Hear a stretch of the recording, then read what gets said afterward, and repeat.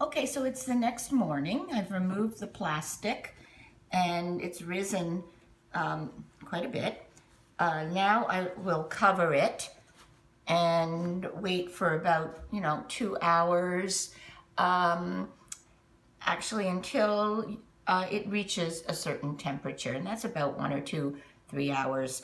I think it's 62 degrees for the white loaf, and I'm making the rosemary olive, so it's 58 degrees, and I've taken its temperature, and it's ready to go and be baked. I have also, during this time of waiting, put my oven on about an hour before I think I'm going to need it to 500 degrees for this temperature. I put a little post-it on my oven door to remind me that at a certain point I'm going to have to turn down the temperature 50 degrees, but that comes later. So here they are. They look beautiful. And I've got my paddle. It's floured. And what I do is take one of them and kind of go around until it plops out. And then I take my blade and I make a backward C about a ½ an inch down.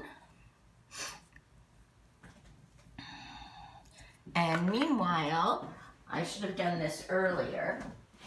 Should I follow you? Well, I am opening the oven and I'm spritzing about a minute before I put it in. There's my post-it telling me to turn it down a little later. So I take my paddle and I shovel it in. Then I'm going to spritz it again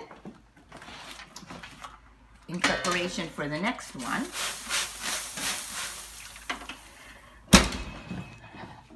Go back, do the exact same thing, loosen a little bit around the edges.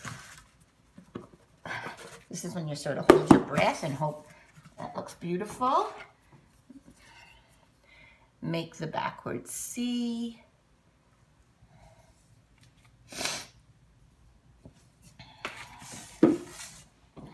Go down, shovel it in again. Try not to touch the other one. Okay, and at this point, Post-it reminds me to turn down my oven. And now in the next 5 minutes, I'm going to spray 2 more times. Once now, and 2.5 2.5 minutes later, I spritz. Then I wait another 2.5 minutes. I spritz again, and then I follow Silverton's cooking instructions.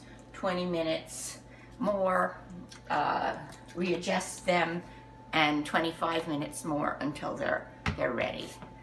Okay.